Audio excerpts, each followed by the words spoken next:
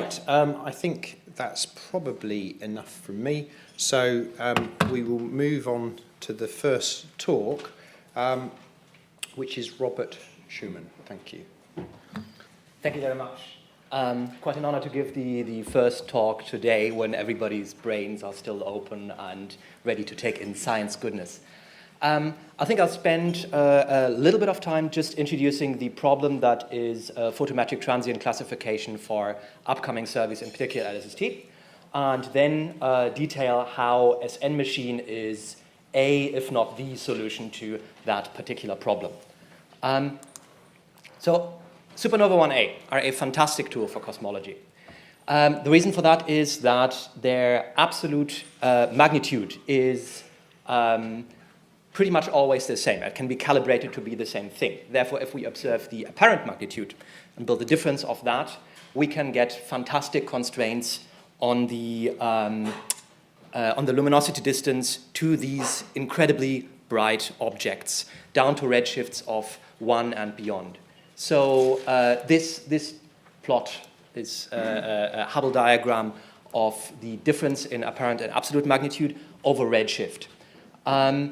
The beautiful thing is that the luminosity distance, which is measured here, actually tracks the cosmological expansion history up to a redshift of 1 and potentially beyond with future surveys.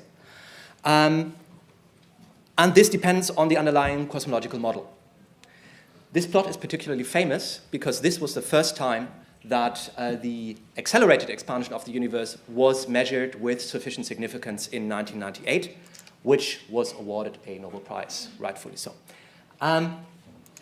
One thing to mention is that for these 50-ish objects on this famous plot, every single one of them has been spectroscopically confirmed. There are other supernova types that look similar, but in order to find out that this is actually one of these standard candles, one of these 1A supernovae, you need to observe a spectrum. And then the presence or absence of certain emission lines tells you this is one of the right ones, this is one to stick on that plot.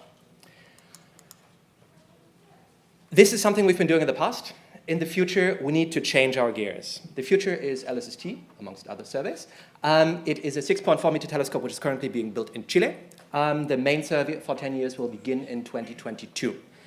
It will observe the entire southern sky in 6 bands every 3 nights. It will every single night produce the data volume of SDSS. With that time sampling, it should be a fantastic transient discovery machine, and indeed it is. We expect the LSST alert stream to be clicking 10 million times every single night. Not all of these things will be supernovae, but we still expect that after the 10-year survey, we will have something like 1 million candidate transients. And of these, likely something like a few 100,000 well-sampled supernova 1A light curves, which we can stick onto our Hubble diagram. There is an asterisk to that, and that is that this number is heavily dependent on the observation strategy, which is currently pending. Of course, we cannot simply put every single science funding dollar into building spectroscopes. So we cannot continue by simply following up every single supernova to find out whether it belongs onto our Hubble diagram or not. Therefore, we need to solve this problem of photometric classification. And we do what pretty much everyone does these days, and that is to use algorithms. SNMachine is a pipeline that does that. This is the current core team. I see a few faces in the audience. We have 3 PhD students, 2 postdocs, myself one of them, and 4 tenured people. We have 2 epicenters, if you wish. One is here in London at UCL MSSL, and the other one is in Stockholm at the Oscar Klein Center. This is a schematic pipeline of what SNMachine does to the data. It pretty much looks like what every supervised non-deep machine learning pipeline these days is structured. The raw data is the light curves for each of the objects, so flux over time in various bands. It would be very pretty if we could simply take these and throw them into a classifier. With some deep methods you can do that, but that is not what we do here. So we need a certain pre-formatting step, which is called feature extraction. What that means is that we fit a model to the photometry and then use the parameters of that models as coordinates in a very high-dimensional space called feature space to represent this one object. The hope is that the different types of supernovae, or general transients, will cluster in different corners of this particular parameter space, such that the classifiers can then pick out these different clusters and then distinguish them from another. The way we teach them to do that is by supervised learning, and that means that we need a training set. This training set would be a subset of these objects for which we actually have spectroscopic typing, which will then allow the classifiers to pick up which of the point clusters is which. SNMachine has, from the start, been designed very modular as a toolbox, such that you, the user, can use exactly the right tools for your particular problem at hand. You have various choices for the feature extraction and also for the algorithms that you then throw onto that extracted features. From left to right, you have a decreasing amount of physics input for the models and an increasing amount of model agnosticism, if you wish. So SORT2 is something we call a template. It essentially assumes a time-dependent SED in the background, which you can project down into your band passes. And that is parameterized by something like 5 parameters. Parametric models simply means fitting functions. So you have a vague idea of what a transient light curve does over time. So you have something like an amplitude, like a rising slope, a falling slope, and different parameters parameterize that, and you do that for every band. Wavelets is probably the most abstract of these. Wavelets are a set of orthogonal functions which you can think of as localized wave packages. So a little bit like Fourier transformation, but they are actually localized. When we represent a light curve by wavelets, usually you will end up with a few thousand of these coefficients in this high-dimensional space. So some dimensionality reduction down to something between 20 and 150 typically parameters is necessary. These algorithms we use for classification, I guess in front of such a learned and erudite audience, I simply need to name them: naive Bayes, k-nearest neighbors, support vector machines, artificial neural networks, and boosted decision trees are the ones that are in there. It's, as I said, it's modular, so if you have a favorite supervised classifier that you want to be in there, it's very easy to add that on your own. You have further options. You have the option to add metadata as ancillary columns to the feature space. You can also choose the sampler that you use to fit the models. You can do something like a maximum likelihood, you can do MCMC, you can even do something like multinest. One thing that we found is that for a wide variety of data sets and problems, wavelets and in combination with ensemble methods like boosted decision trees tend to be very, very strong tools, and a good combination of a well-chosen feature space with a very powerful algorithm to tackle the problem. Now, once you're done with classification, how do you judge whether your classification enterprise has been successful or a failure? Well, you should be doing it with a ROC curve.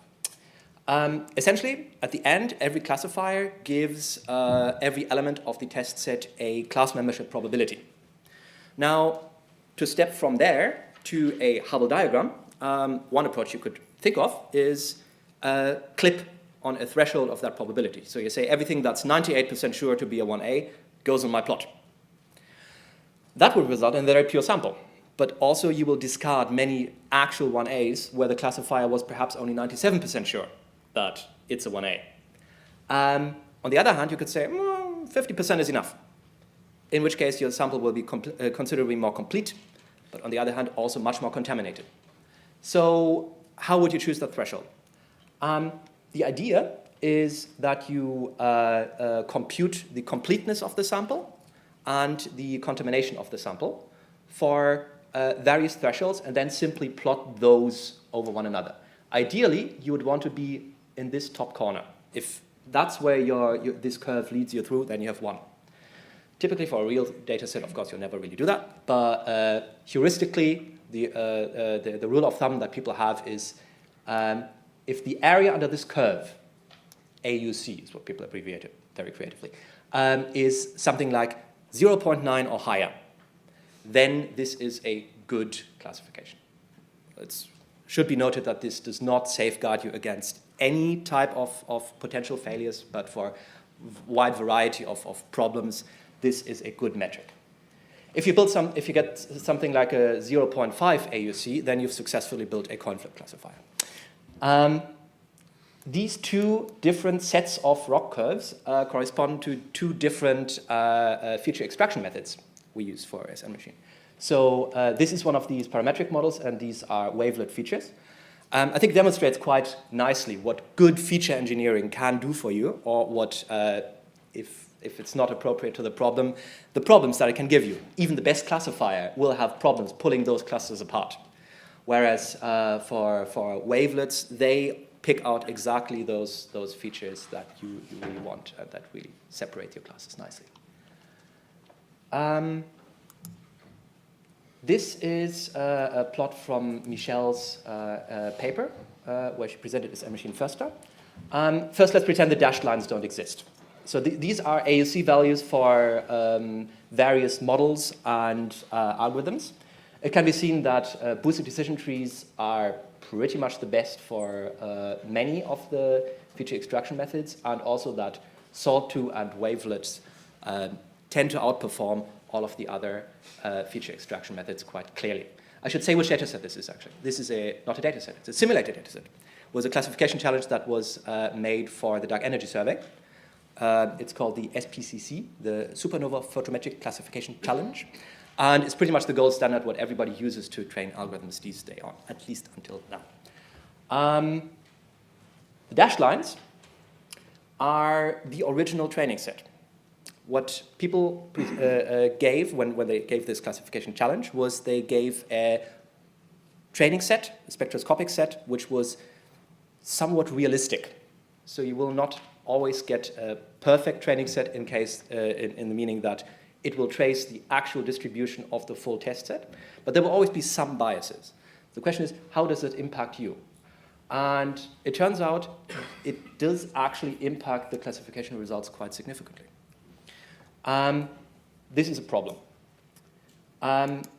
This is a demonstration of two different ways how your spectral set can fail to represent the distribution of the test set.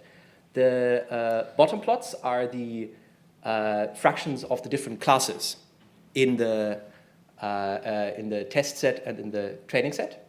And usually you have differences simply because people like to follow up things that have a higher chance of being a 1A.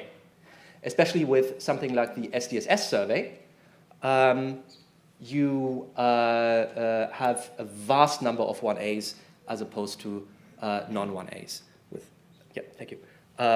With old-style supernova surveys, this is an actual problem, and this makes it quite difficult to actually treat in this framework.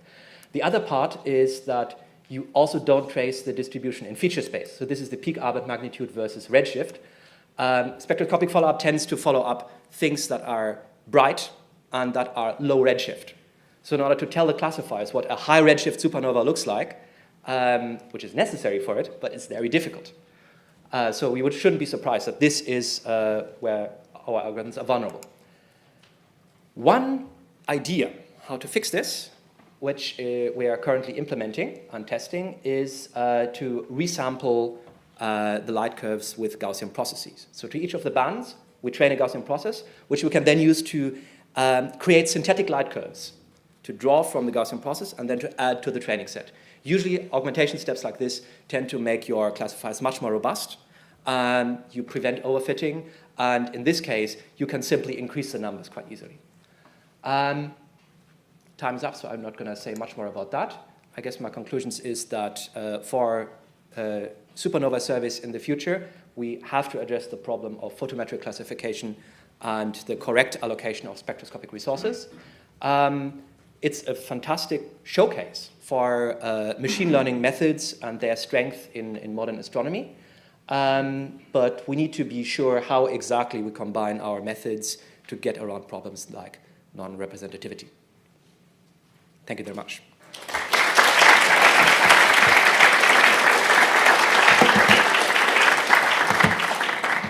Thanks very much. Time for questions? Yes, I'm going to bring a microphone. Thanks. On the plots, it looked like your data was unevenly spaced. So how did you, like your actual time series or measurements were unevenly spaced in time? So how could you do wavelet decomposition on that? Sorry, this thing doesn't... okay, I know which plot you mean. So as the first... Oh, it's fantastic. This one, these unevenly spacing. The first thing we do is train Gaussian processes and resample on an even grid. Looking to the future, when we've got all these wonderful data, when we'll have lots of photometric light curves, but we're not able to follow them all up spectroscopically, how many, in fact, is it even possible to do as well as we're doing now with the spectroscopic follow-up in terms of looking at the acceleration of the universe? Something like a dark energy figure of merit, you mean? Yeah. Well, the strength you have on your side is definitely the numbers. Yes, so absolutely. that's definitely the way how to actually beat down your error bars there. If that's your metric of success, it depends a lot on how you actually design your spectroscopic follow-up. If you do that well enough, I don't see a reason why you should not be fantastically precise. Excellent. Thank you. So you talked briefly about using Gaussian processes to increase your training set size and reduce overfitting. How does, because you're generating the Gaussian process from the training data, how does that actually reduce overfitting? In this particular context, overfitting is not necessarily our problem. Usually our problem is the numbers. So SDSS is something where we tried getting this to work for a while. It turns out that the feature bias is actually the problem here. But for the training set, the class 1BC, that's stripped envelope supernovae, there are 12 objects in total. So before we actually have to think about something like that, the fact that we try to represent one class with 12 objects is just completely hopeless. Okay. Oh. Yep. I think the last question. So there, I mean, that kind of class imbalance, there are lots of different ways of addressing that. Could you quickly talk through what kind of data augmentation you've been using? We actually... Apart from the Gaussian process, we actually use various algorithms. We are using SMOTE, which is an algorithm that works on the abstract feature space. We are looking into supplementing a training set with something like simulations created from templates. There is a variety of how to properly leverage the data you have into the whole thing. Stay tuned.